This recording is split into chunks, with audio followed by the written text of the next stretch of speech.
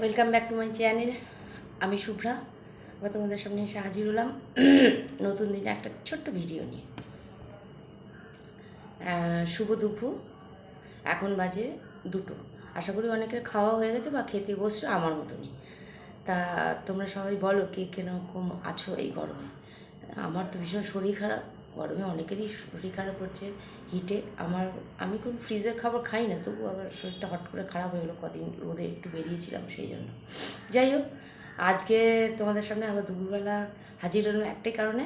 আমি কী দিয়ে আজকে ভাত খাচ্ছি দেখো, লাল শাক ভাজা। আচ্ছা, এই হচ্ছে ডাল, এই হচ্ছে ডাল,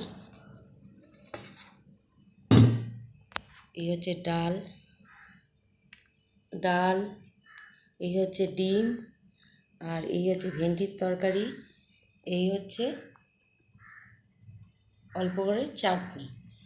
আশা করি তোমরা বুঝতে পারছো, কিন্তু তার মধ্যে আমি সব কিছু খাবো না, ইচ্ছেও করছে না খেতে। এই গরমে বুঝতেই তো পারছো, খেতে ইচ্ছা করছে না। তবু ভাবলাম অনেক দিন বাদে তোমাদের সঙ্গে একটু শেয়ার করি বা একটু কথা বলি।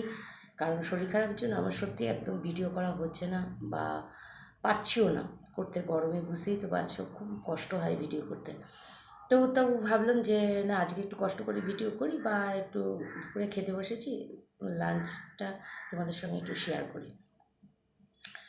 তাই ভিডিও করলাম, যে তোমাদের খবরও নিলাম আর আমার খবরও আমি জানালাম। খুব কাশি হয়েছে, খুব শরীর খারাপ।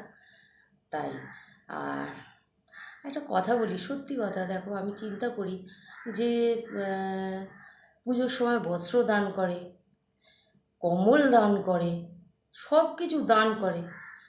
এই যদি গরমে একটা এসি কিংবা কুলার আমাদের দান করতো না, সত্যি কথা বলছি, কিছু মানুষের কত যে উপকার হতো না।